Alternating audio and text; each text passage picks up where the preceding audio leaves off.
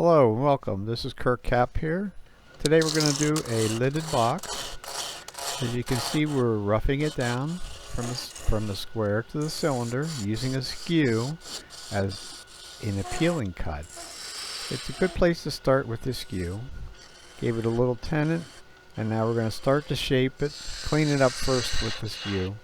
Then we will lay it out, and as you can see, it's about, I think it's around 2.5 to 2 3/4 in diameter, and we're just going to kind of make it more of a pumpkin type shape. So I stay away from trying to do it as a sphere, because a sphere has to be right. So if you do it other than a sphere, it doesn't have to be right.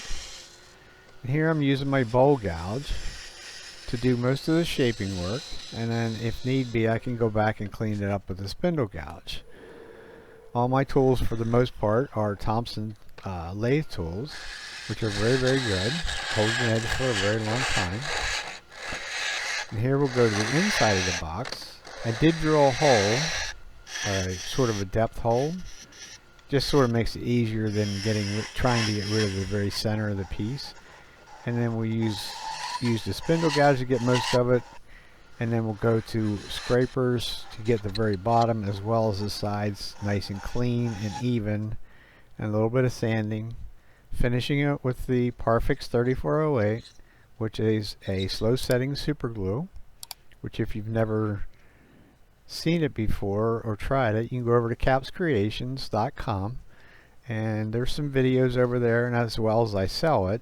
But it's just a very simple finish to use, one coat application, and it's just a pleasure to work with no odor. And here we're going to start making the top for the box, which is actually a spinning top. So I have some hard maple, and we're just going to turn it down, and then we're going to get the right dimension for inside the box, and then we will make it into a top, and that way it is something different. It's a good project. It's actually, tops are a very good project to do for somebody that's just learning, or you want to improve on your cutting skills, because for the most part when you do tops you don't sand anything, so it just makes it a lot of fun to do. If you do any kind of demonstrating, it's always a good thing for kids to do. As you can see, we'll just sneak up on the fit and make it fit the box. I don't want it to be a super snug and tight fit. I just want it to sort of be a nice loose fitting fit, so that I can pick up the top once it's complete and pull it off of the box. And it's something simple to do. I think here I've actually flipped it around, and now I'm using the box part to be my jam chuck basically, and that way it gives me total access to the top, because I want to have this top have some decoration to it, so it just sort of makes it easier if I have easier access to it. Here we're using our spindle gouge, and once again you can cut cleanly enough that there's very minimal sanding to do.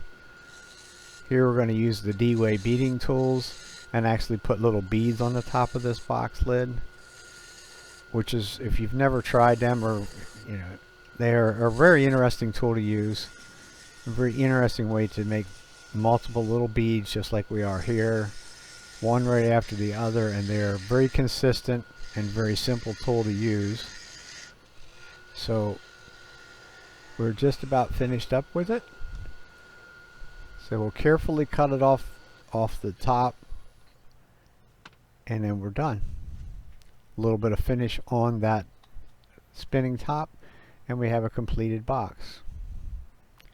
And thanks for watching.